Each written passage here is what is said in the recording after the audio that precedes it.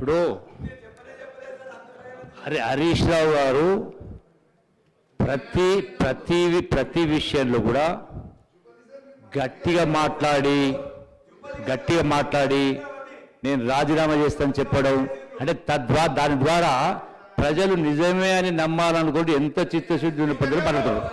నేను 2 విషయాలు చెప్తా అధ్యక్ష.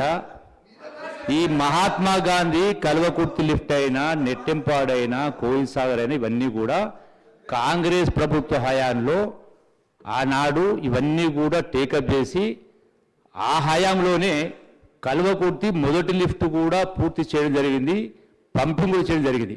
అట్లాగే నెట్టెంపాడు కోసం అంటే అడ్వాన్స్ స్టేజ్లో ఉండింది. సరే వాళ్ళ అదృష్టవశాత్తు కావచ్చు, గవర్నమెంట్ వచ్చిన తర్వాత బ్యాలెన్స్ వరకు కంప్లీట్ చేయడం జరిగింది అధ్యక్ష, ఇది వాస్తవం. అట్లాగే దబాయించి మాట్లాడేసి నేను ఛాలెంజ్ ఒక విషయం ఇంతసేపు ఏం మాట్లాడినారు మా గౌరవ ముఖ్యమంత్రి గారు మాట్లాడినప్పుడు కానీ అట్లాగే గౌరవ ఇరిగేషన్ శాఖ మంత్రులు మాట్లాడినప్పుడు నేను ఛాలెంజ్ చేస్తా అంటే శుద్ధ పూస మాదిరిగా చిత్తశుద్ధి ఉన్నట్టుగా మాట్లాడు. అదే అధ్యక్ష ఒకటే మాట్లాడతా అధ్యక్ష.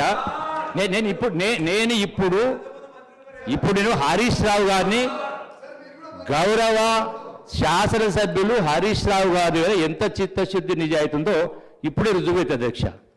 మళ్ళీ నేను మాట్లాడిన తర్వాత నిజంగా రాజీనామా చేస్తారా ఒప్పుకుంటారో తెలియాలి అధ్యక్ష.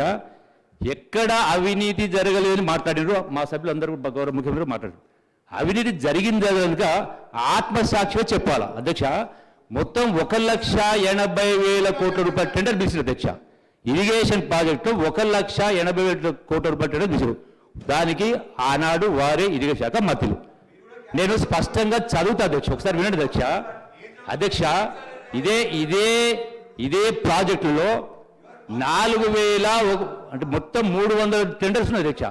ఈ 300 టెండర్లో కూడా ప్రతి టెండర్లో కూడా అంటే ఆన్లైన్ అంటే జనరల్గా ఎక్కడిందో తెలియదు. ఆన్లైన్ అంటే సీక్రెట్ టెండర్ చేసిన సందర్భంలో ఎట్లా కలబడ్డదా ఈ కాంట్రాక్టర్లకు ప్రతి ఒక్కరు కూడా మొత్తం